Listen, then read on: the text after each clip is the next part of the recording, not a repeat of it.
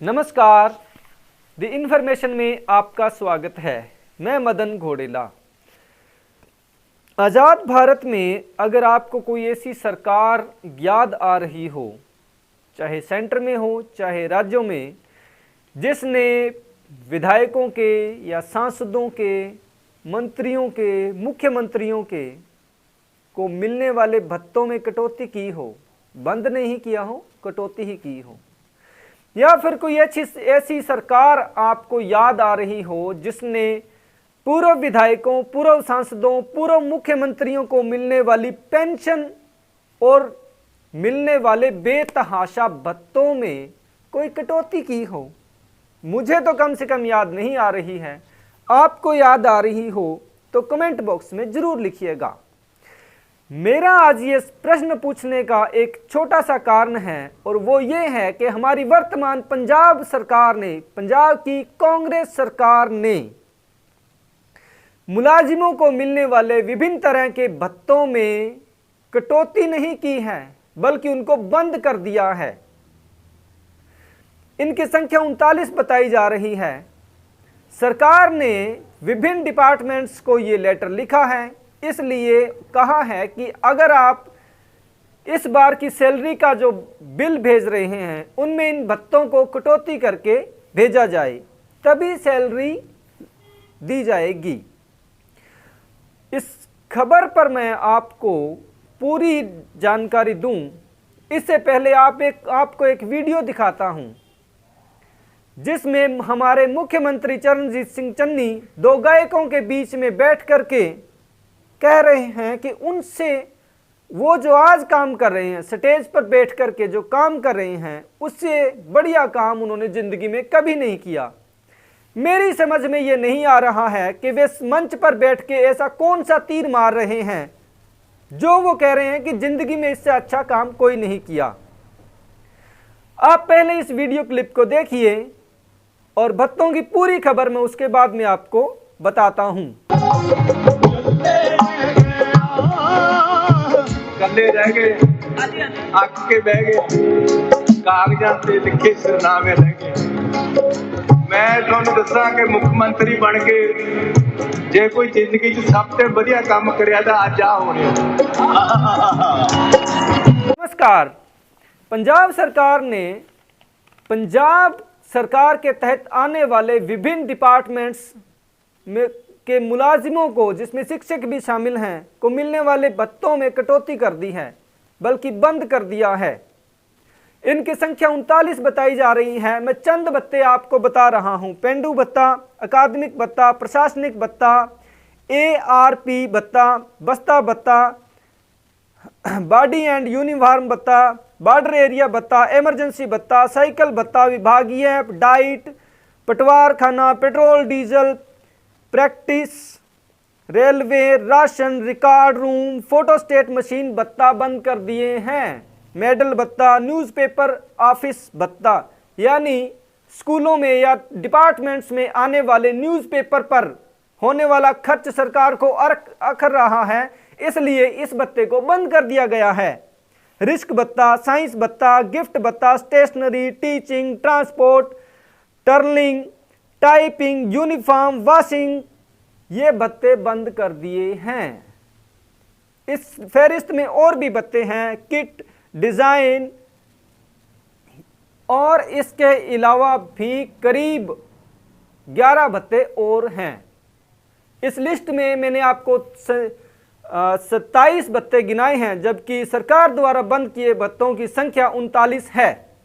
मैं सरकार से एक सवाल पूछना चाहता हूं कि पंजाब में अगर ये इन भत्तों के वजह से सरकारी खजाने पर अधिक बोझ पड़ रहा था, तो पंजाब के पूर्व विधायकों, सांसदों, मुख्यमंत्रियों को मिलने वाली पेंशन से क्या सरकारी खजाने पर बोझ नहीं पड़ रहा है? क्या आपने उसमें से एक चुटकी भर भी कमी की है? मैं आपको बताना चाहता हूं कि पंजाब के कम से कम भी 250 एक्स MLA, सांसद, एक्स सांसद और पूर्व मुख्यमंत्रियों को पेंशन के रूप में करोड़ों रुपए हर महीने दी जाती है। अब तक किसी भी सरकार ने इन भत्तों में और इन एक्स एमएलए या विधायकों को मिलने वाली पेंशन में से 1 रुपया भी कम नहीं किया है। कोई सरकार, कोई पार्टी इस बारे में कभी हिम्मत दिखाएगी या कोई ऐसा कानून लेके आएगी कि सरकारी खजाने पर इस पड़ने वाले बोझ को कम करें, या फिर इसी तरह से मुलाजिम जो सुबह से लेकर के शाम तक पब्लिक की सर्विस में तत्पर रहता है, उसके ही भत्तों में, उसकी ही पेंशन को या उसके ही वेतन में से पैसे काटे जाएंगे। मुझे अभी तक ऐसा कोई फैसला याद नहीं आ रहा है कि वर्तमान सरकार ने विधायकों को मिलने वाले पेंशन या भत्ते या फिर वेतनमान में से 1 पैसा भी कम किया हो। फिर मुलाजिमों के ही वेतन या मुलाजिमों के ही भत्ते या मुलाजिमों की पेंशन ही बंद क्यों करनी है? पंजाब सरकार का एक और कारनामा है, आजकल उनकी दोबारा घोषणा की जाती है, समय समय पर रोजाना ही की जा रही है नौकरियों के बारे में। पंजाब सरकार ने बहुत बड़ा दिल दिखाते हुए पूरे पंजाब में आर्ट एंड क्राफ्ट के टीचरों की 250 पोस्टें निकाली हैं, जबकि पंजाब में करीब 12,500 स्कूल हैं। 12,500, आपने ठीक सुना, तो कम से कम उनके हिसाब से आधी पोस्टें तो निकलनी चाहिए थी। Art and craft teacher union, जो बेरोजगार टीचर यूनियन है, उनका कहना है कि 2016 में सरकार ने एक एस्टिमेट तैयार किया था, जिसके अनुसार 2138 पोस्टों को तत्काल भरने के लिए प्रोजेक्ट बनाया गया था। लेकिन 2017 में लेकिन इस प्रपोजल को, इस प्रस्ताव को ठंडे बस्ते में डाल दिया गया। यूनियन ने लगातार संघर्ष किया और कम से कम 5,000 पोस्टें भरने, आर्ट एंड क्राफ्ट टीचर की पोस्टें भरने के लिए मांग की। अब सरकार क्या करती है? सरकार के employment generation, skill development and प्रशिक्षण विभाग पंजाब द्वारा 15/10/2020, अभी हाल ही में, पिछले साल ही 1758 पोस्टें भरने के लिए कहा गया था कि इन पोस्टों को भरने के योग्य पाया था।